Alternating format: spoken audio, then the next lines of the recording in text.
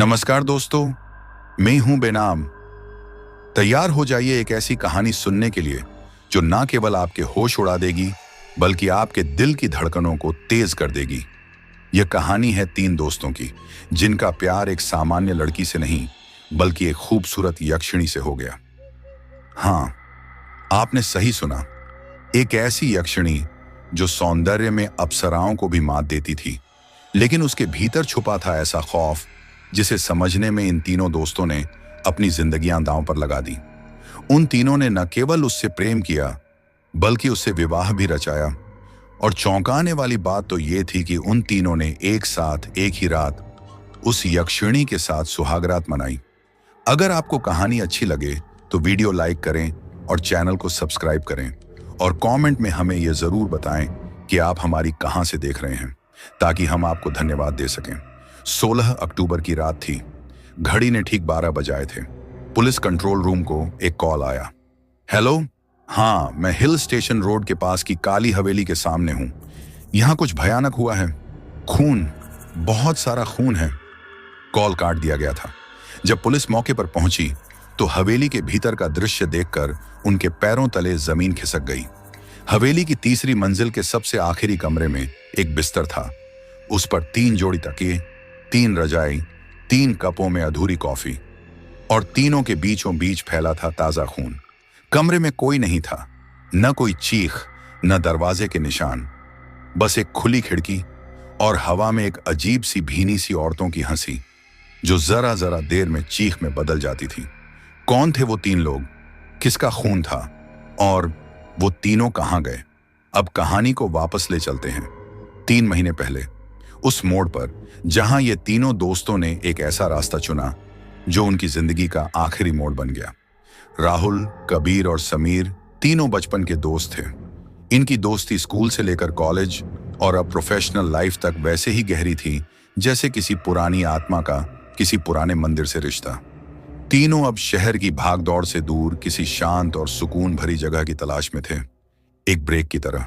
और तभी राहुल ने सुझाया, चलो उस पहाड़ी इलाके में चलते हैं जहां मेरी नानी का पुराना बंगला है। बहुत पुराना है लेकिन शांत है, और सबसे बड़ी बात, वहां कोई नहीं आता। तीनों तैयार हो गए, लेकिन राह में राहुल ने एक बात और जोड़ी। बस एक बात है, वहां एक खिड़की है 3रे माले की, वो कभी मत खोलना। कबीर ने मजाक में कहा, ओहो, डर लग रहा है तुझे, या फिर हवेली में कोई भूतनी है? राहुल मुस्कुराया नहीं। उसकी आंखों में एक छिपा हुआ डर था जो कबीर और समीर ने नजरअंदाज कर दिया। जब वो तीनों वहां पहुंचे तो पहली नजर में हवेली किसी वीरान और टूटे हुए ख्वाब की तरह लग रही थी। दीवारों पर काई, खिड़कियों पर धूल और जमीन पर जाले। लेकिन अंदर घुसते ही एक अजीब सी बात महसूस हुई। अंदर की हवा बाहर से कहीं ज्यादा ठंडी थी, जैसे हवेली खुद सांस ले रही हो। और सबसे अजीब बात, एक भी दिया या लाइट नहीं जली थी, फिर भी उन्हें सब कुछ साफ साफ दिख रहा था। जैसे ही उन्होंने अपने सामान रखे, अचानक समीर बोला, यार, तुम्हें भी लगा कि किसी ने हमारी तस्वीर खींची अभी? कबीर बोला, मजाक मत कर, कोई नहीं है यहां। लेकिन फिर उस अंधेरे कोने से कुछ हिला, एक परछाई, और उसी वक्त हवेली की दीवार पर लटकी पुरानी तस्वीर जमीन पर गिर गई। उस तस्वीर में 3 लोग खड़े थे, 3 अजनबी, लेकिन शक्लें हूबहू राहुल, कबीर और समीर जैसी थीं। रात को खाना खाकर जब तीनों सोने की तैयारी में थे, तब एक अजीब सी गंध कमरे में फैलने लगी। हल्की सी चमेली के फूलों की महक, लेकिन उसमें कहीं कोई सड़ांध भी मिली हुई थी। और तभी ऊपर से किसी औरत के गुनगुनाने की आवाज आई, मैं यहां हूं, इंतजार कर रही हूं।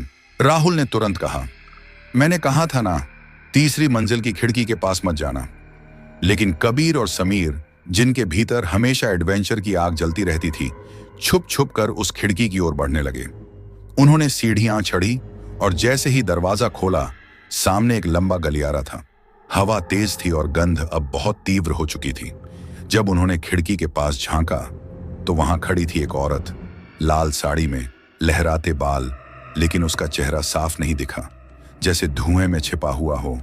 वो मुड़ी और फिर कमरे की सारी लाइटें खुद ब खुद बंद हो गईं। अगले दिन सुबह राहुल, जो पहले ही डर चुका था, बहुत चुपचाप बैठा था। लेकिन कबीर और समीर अब बदल चुके थे। उनके चेहरे पर एक अजीब सी शांति थी, आंखें लाल थीं और दोनों बस एक ही बात दोहरा रहे थे।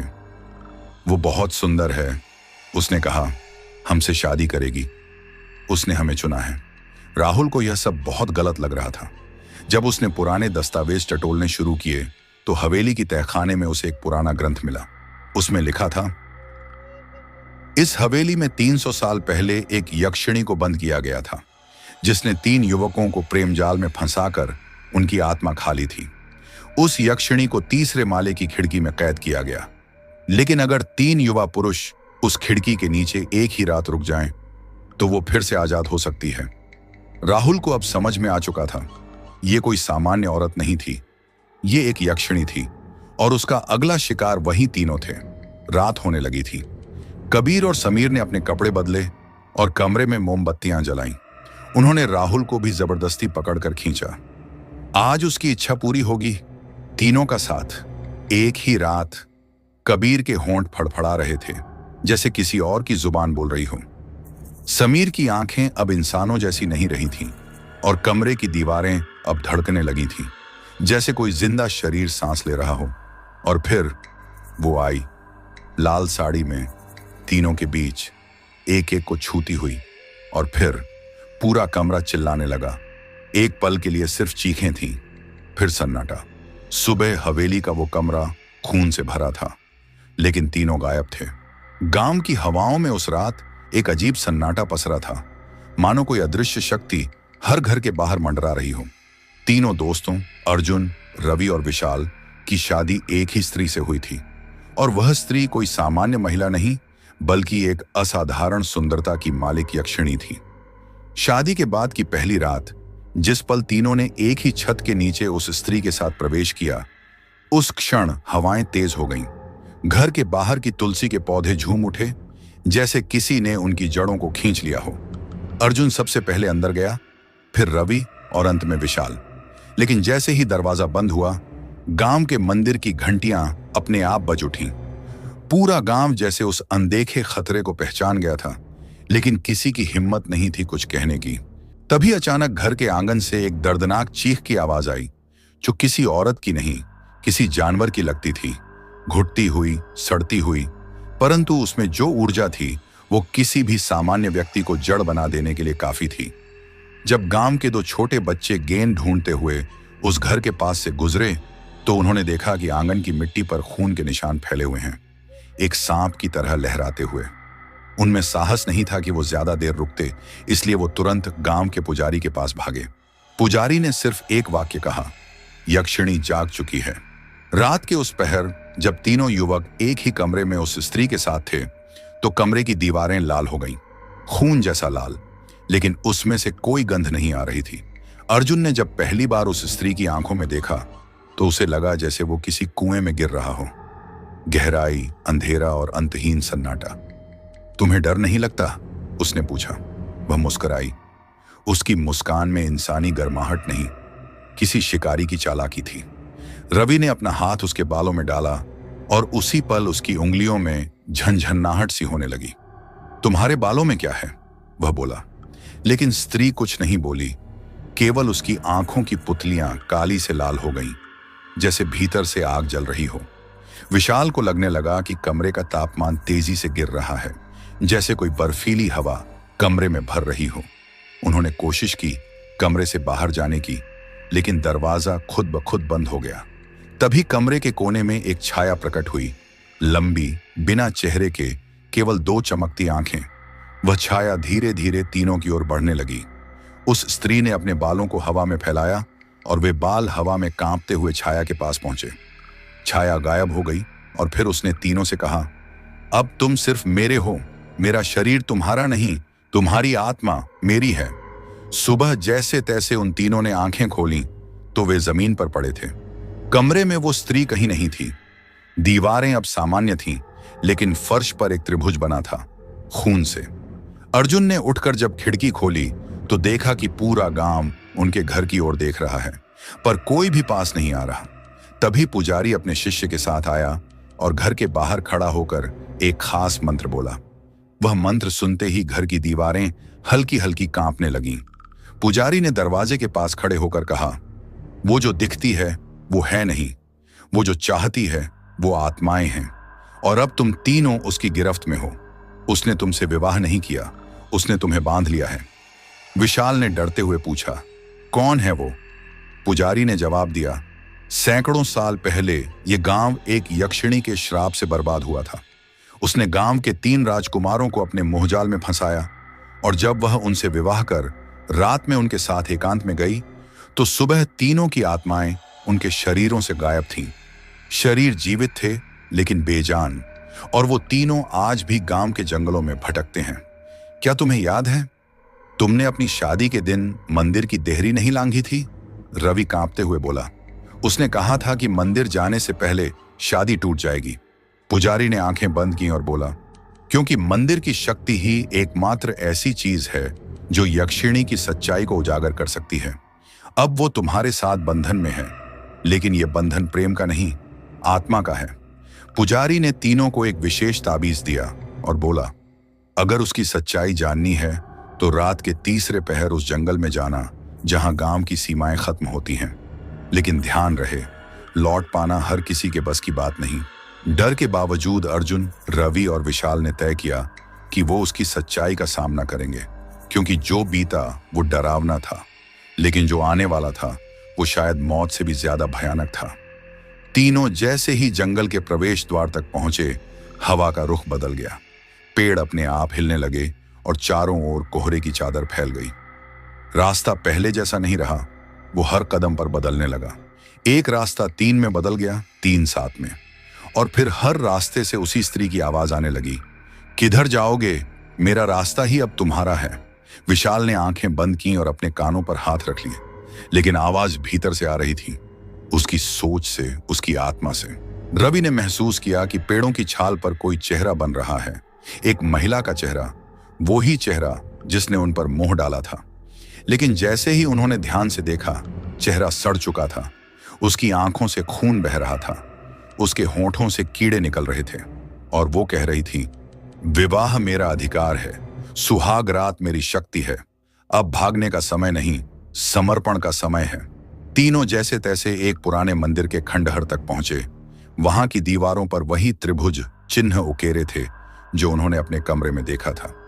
मंदिर की मूर्ति टूटी हुई थी, लेकिन पास में एक चौखट बनी थी, जैसे वहां किसी ने हाल ही में शादी की हो। तब अर्जुन को याद आया, उन्होंने जब पहली रात उसके साथ समय बिताया तो उसने एक लाल धागा उनकी कलाई पर बांधा था। वह धागा अब जल रहा था, लेकिन जला नहीं था। तभी मंदिर के भीतर एक दरवाजा अपने आप खुला और वहां वे तीनों शव पड़े दिखे, जो हूबहू उनके जैसे थे। तीनों डर के मारे कांप उठे। यह क्या था? क्या वे जीवित थे, अमृत? तभी पीछे से वह स्त्री प्रकट हुई, लेकिन अब उसका रूप पहले जैसा नहीं था। उसकी गर्दन मुड़ी हुई थी, उसकी आंखें काली और होंठ पर सूखे खून के निशान थे। वह बोली, पहला विवाह मेरा अधिकार था, सुहाग रात मेरी चेतना, लेकिन अब समय है दूसरे विवाह का, इस बार आत्मा का विवाह। तुम्हारी आत्माएं अब मेरी होंगी सदा के लिए। और फिर वह मंदिर अचानक काला पड़ गया और तीनों को लगा कि उनकी सांस रुक रही है। पुजारी जो दूर से मंत्र पढ़ रहा था, अचानक खून की उल्टी करने लगा। उसने आंखें खोली और कांपते हुए बोला, वो यक्षिणी नहीं रही, वो अब चंडाली बन चुकी है, अब उसे रोकना असंभव है। मंदिर की उन पुरानी दीवारों पर रात का सन्नाटा अब और भी भारी हो चला था। पिछले एपिसोड में जो कुछ हुआ, उसके बाद गांव के लोगों ने उस जंगल की ओर जाना बंद कर दिया था। लेकिन अर्णव, रागिनी और बुजुर्ग हरिनाथ को कुछ ऐसा महसूस हुआ जो आम नहीं था। हरिनाथ ने उस रात अपने घर में एक पुरानी संदूक खोली जो उनके दादाजी की थी। उस संदूक से एक बेहद पुरानी हस्तलिखित पुस्तक मिली, जिस पर लाल रंग से लिखा था, काल वृत्तांत, पिशाचिनी का प्रलाप। जैसे ही उसने उस किताब को खोला, एक तेज हवा का झोंका कमरे में फैल गया, जैसे कोई अदृश्य शक्ति बाहर निकल आई हो। हरिनाथ की आंखें डर और जिज्ञासा से चमक उठीं। उन्होंने रागिनी और अर्णव को उसी समय बुलवाया। तीनों उस पुस्तक के पन्नों को पढ़ने लगे, जिसमें मंदिर की सच्चाई और उस पिशाचिनी के जन्म का विवरण था। पुस्तक में लिखा था कि 1886 में इस मंदिर के गर्भगृह में एक स्त्री को बलि चढ़ाया गया था, जिसे गांव वाले कर्ण कहते थे, क्योंकि उसकी चीखें सुनकर कान फट जाते थे। उस स्त्री के साथ मंदिर में जो कुछ हुआ था वह सामान्य मृत्यु नहीं थी। उसे जिंदा जलाया गया था और उसकी आत्मा वहीं कैद हो गई। उसे मारने वाले सभी लोगों की अगली 7 पीढ़ियों पर श्राप था और आज वह 7वीं पीढ़ी जीवित थी। रागिनी का चेहरा पीला पड़ गया। क्या ये श्राप हम पर भी है? उसने कांपती आवाज में पूछा। हरिनाथ ने सिर झुकाकर कहा, मंदिर ने तुम्हें खुद चुना है रागिनी, अब तुम उससे बच नहीं सकती। तभी खिड़की अपने आप खुल गई और बाहर से किसी औरत की फुसफुसाती आवाज आई, वक्त आ गया है सच्चाई सामने लाने का। सब ठिठक गए। आवाज हवा में गूंजती रही और एक गंध जली हुई हड्डियों की कमरे में भर गई। हरिनाथ ने कहा, अब जो होना है वो समय ही तय करेगा। हमें फिर से मंदिर जाना होगा, लेकिन इस बार खाली हाथ नहीं। उन्होंने एक और संदूक खोला, जिसमें तांबे की बनी एक घंटी, हनुमान का चांदी का गदा और एक विशेष पूजा का सामान था। यह सब उनके पूर्वजों द्वारा तैयार किया गया था, सिर्फ एक काम के लिए, कर्ण पिशाचिनी को शांत करने के लिए। अर्णव को यकीन नहीं हो रहा था, लेकिन वह जानता था कि अब पीछे हटने का कोई रास्ता नहीं था। अगले दिन सूरज डूबते ही तीनों जंगल की ओर निकल पड़े। रास्ते में पेड़ों से अजीब अजीब आवाजें आ रही थीं, जैसे किसी ने फांसी लगाई हो और उसकी गर्दन अब भी लटक रही हो। रागिनी का दिल तेजी से धड़क रहा था, लेकिन वह जानती थी अब डरने का वक्त नहीं, सामना करने का वक्त है। जैसे ही वे मंदिर के पास पहुंचे, उस पुरानी टूटी हुई घंटी ने खुद से बजना शुरू कर दिया, टन टन टन, और मंदिर के द्वार पर खून से लिखा था, स्वागत है, तीसरे यज्ञ के लिए तैयार हो जाओ। मंदिर का वातावरण कुछ अलग था, जैसे वक्त पीछे लौट रहा हो। दीवारों पर उग आए काई अब काले रंग में बदल चुके थे और हर कोने से जैसे खून रिश्ता दिख रहा था। अर्णव जैसे ही गर्भगृह की सीढ़ियों पर कदम रखता है, नीचे की जमीन खुद ब खुद खुलने लगती है। वहां एक गुफा दिखती है जो पहले कभी नहीं थी। हरिनाथ चौंक उठते हैं। ये गुफा तो कभी नहीं थी, ये तो जमीन ने खुद खोली है। रागिनी की सांसें तेज हो गईं। नीचे से फिर वही आवाज आई, मुझे आजाद करो, लेकिन कीमत चुकाओगे। उस अंधेरे गुफा में उतरते हुए तीनों को ऐसा लगा मानो समय थम गया है। चारों ओर सिर्फ दीवारों पर उकेरे गए चित्र थे, जिनमें सैकड़ों आत्माएं दिखती थीं, जो एक औरत के पैरों में गिरकर दया की भीख मांग रही थीं। लेकिन उस औरत की आंखें जल रही थीं, नीली नहीं, काली, जैसे भीतर से जल रही हों। गुफा के भीतर एक और लकड़ी का बहुत ही पुराना पलंग था, जिस पर हड्डियों की एक माला रखी थी, और दीवार पर लाल रंग में लिखा था, जिसने मेरी चीखें अनसुनी की, अब वह मेरी सजा पाएगा। तभी वहां की जमीन कांपने लगी। रागिनी ने जैसे ही एक मशाल आगे बढ़ाई, गुफा के कोने में एक स्त्री का आधा शव पड़ा दिखा। न सिर न पैर, बस धड़ा, और वह भी सांस ले रहा था। अर्णव ने डरते हुए कहा, यह मरा नहीं, यह जिंदा है। तभी उस शव ने अपने सीने से एक आवाज निकाली, रागिनी, तुम मेरी छाया हो। रागिनी पीछे हट गई। यह क्या बकवास है, वह चिल्लाई। हरिनाथ ने कांपते हुए कहा, शायद यही वजह है कि तुम्हें मंदिर ने चुना। तुम्हारे शरीर में उसी पिशाचिनी का अंश है। रागिनी बेहोश हो गई और तभी गुफा की दीवार से एक और दरवाजा खुला, जिसमें घड़ी की सुइयां उल्टी चल रही थीं। वहां एक अजीब मूर्त थी, जिसके हाथ में जलती हुई आग थी, लेकिन वह खुद राख से बनी थी।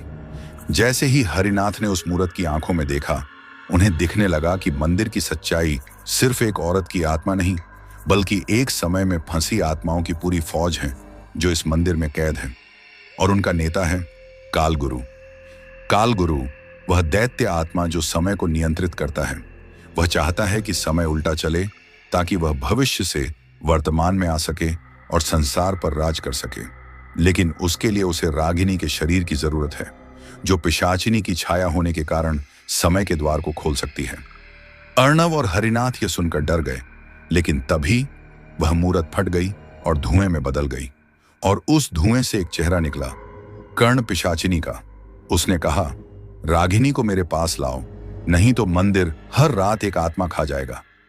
गुफा में अचानक आवाजें गूंजने लगीं, रोती हुई औरतें, चीखते बच्चे और मंदिर की दीवारों पर रक्त के छींटे।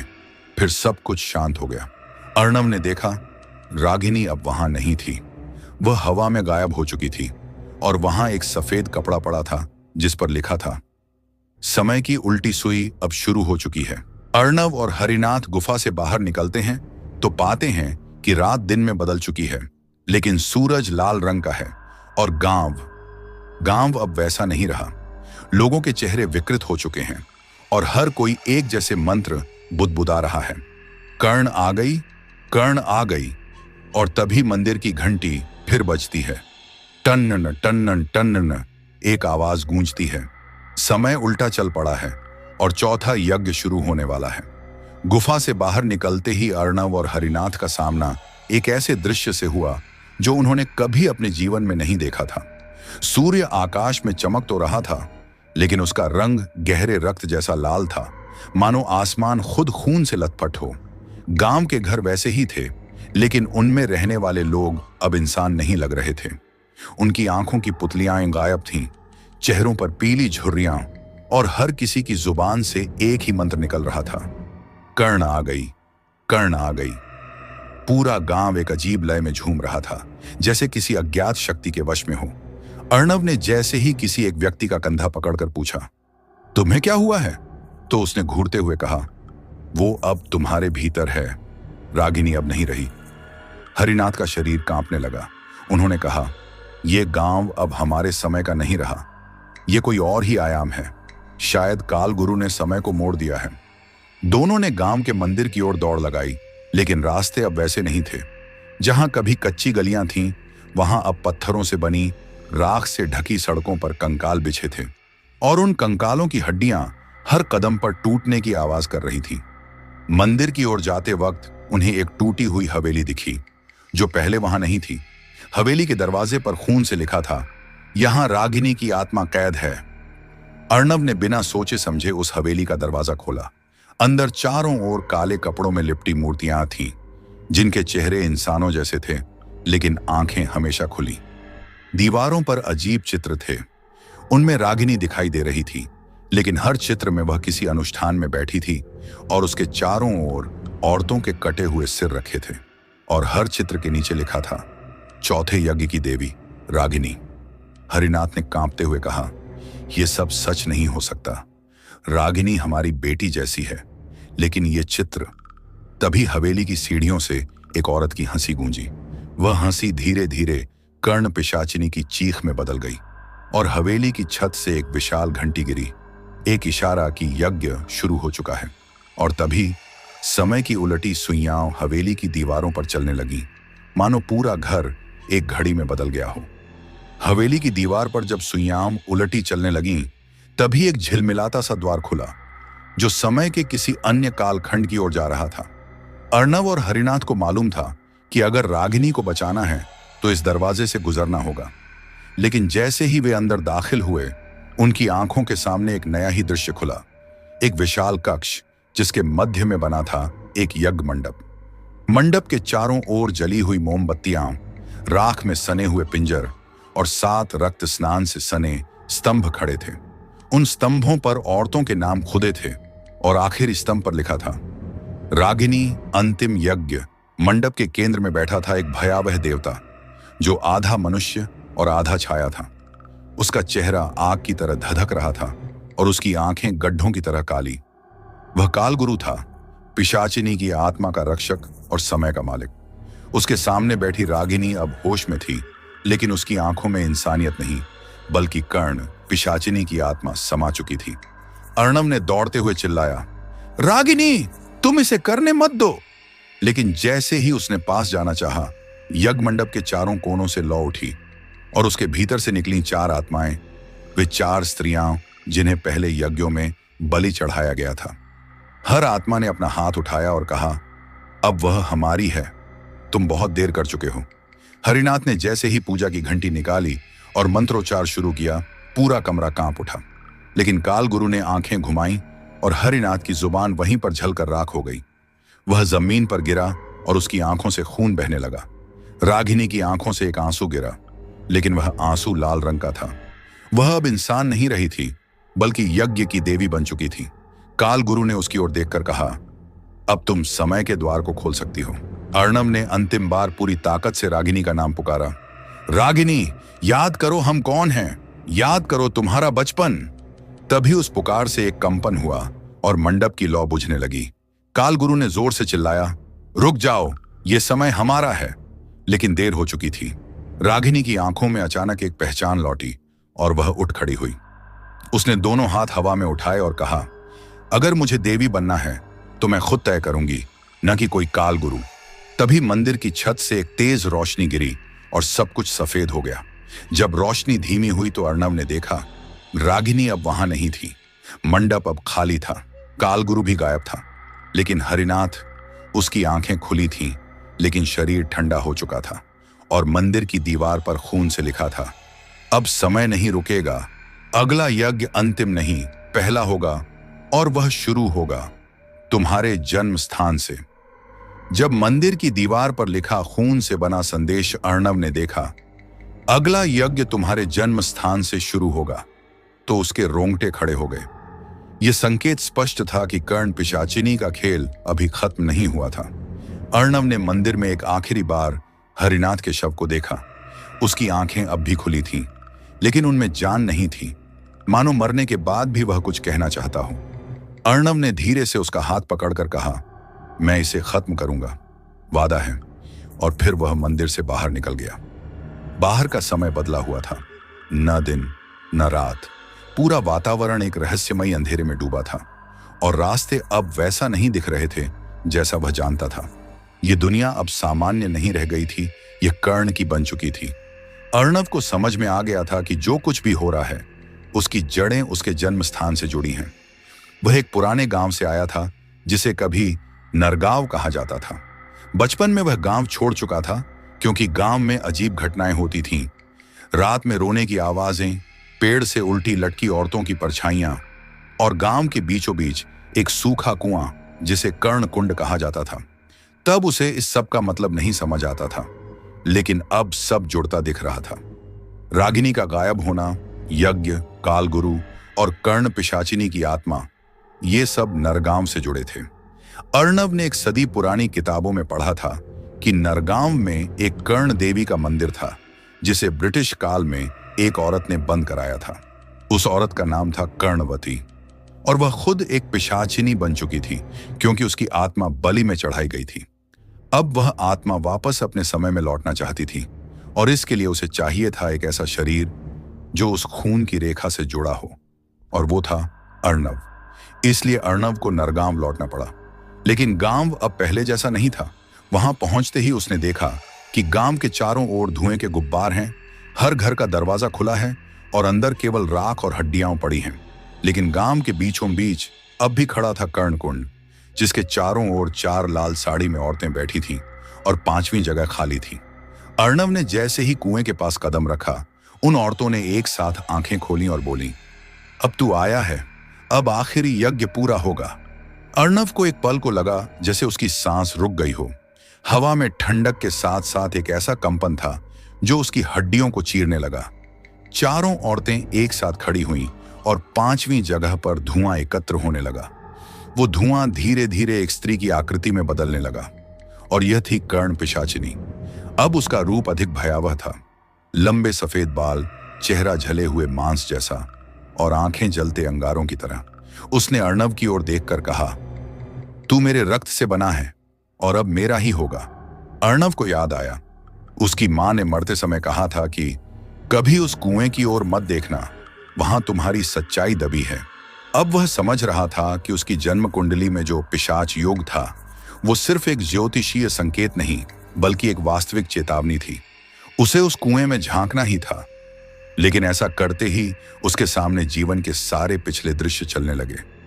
उसकी मां की चीख, उसके पिता की रहस्यमयी मौत और वह रात जब एक औरत ने झुके हुए स्वर में कहा था, इसका नाम अर्णव नहीं कर्ण रखो। अब सब स्पष्ट था। अर्णव वही बालक था जिसे कर्ण पिशाचिनी की आत्मा ने जन्म लिया था और अब आत्मा को वापस उसी शरीर में लौटना था, लेकिन पूर्ण रूप में। और इसके लिए 5वां यज्ञ आवश्यक था। अर्णव की आत्मा बलि बननी थी और तभी कर्ण पिशाचिनी अमर हो सकती थी। चारों स्त्रियां उसके चारों ओर घेरा बना चुकी थीं। हर ओर मंत्रोच्चार गूंज रहा था और कर्ण कुंड से लाल जल ऊपर उठने लगा। अर्णव ने अपनी जेब से वह पुराना ताबीज निकाला जो हरिनाथ ने उसे दिया था। उस पर लिखा था, जिसे समय ने रोका है उसे आत्मा ही तोड़ेगी। उसने वह ताबीज कुएं में फेंका और जोर से चिल्लाया, मां, अगर तुम अब भी मुझे देख रही हो तो मुझे अब शक्ति दो। कुएं से एक विस्फोट जैसी आवाज आई और लाल जल की जगह अब काले धुएं ने सबको ढक लिया। उस धुएं से एक स्त्री निकली, वही जो कभी कर्ण पिशाचिनी थी, लेकिन अब उसकी आत्मा शुद्ध थी। वह बोली, मैं तुझे नहीं, तुझसे जुड़ी उस आत्मा को चाहिए थी, लेकिन तू मुझे रोकेगा तो तुझे नष्ट करना पड़ेगा। अर्णव ने अपनी हथेली काटी और अपना खून भूमि पर गिराया, एक प्रतिज्ञा की तरह कि अगर इस यज्ञ से कोई मुक्त होगा तो वह रागिनी होगी। तभी जमीन फटी और एक स्तंभ उठा जिस पर रागिनी कैद थी, आंखें बंद, हाथ बंधे और उसके चारों ओर जलता हुआ अग्निमंडल। अर्णव दौड़ा, लेकिन कर्ण पिशाचिनी ने हवा में उसका गला पकड़ लिया और कहा, तू सोचता है कि यह कहानी तेरे बलिदान से खत्म होगी? नहीं, यह तो आरंभ है। लेकिन तभी रागिनी की आंखें खुली और उनमें अब अंधकार नहीं, प्रकाश था। उसने अपनी आंखों से कर्ण पिशाचिनी को देखा और कहा, मैं तेरी देह थी लेकिन आत्मा नहीं, अब मैं तुझे अपने साथ जलाकर खत्म करूंगी। रागिनी ने अग्निमंडल में छलांग लगा दी और कर्ण पिशाचिनी उसके साथ जलने लगी।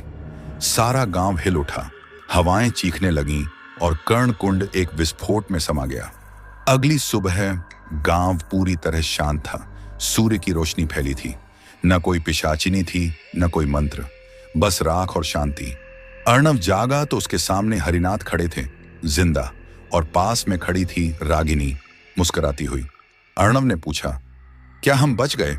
हरिनाथ बोले, नहीं, हम रुक गए हैं, समय के उस बिंदु पर जहां सब कुछ खत्म भी है और शुरू भी।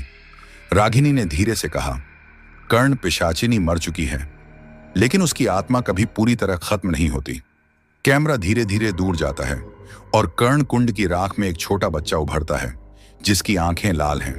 अगर आपको यह रहस्य और डर से भरी कर्ण पिशाचिनी की कहानी पसंद आई हो तो कृपया इस वीडियो को लाइक करें, नीचे कमेंट में बताएं कि आपको सबसे डरावना हिस्सा कौन सा लगा और चैनल को सब्सक्राइब करना न भूलें।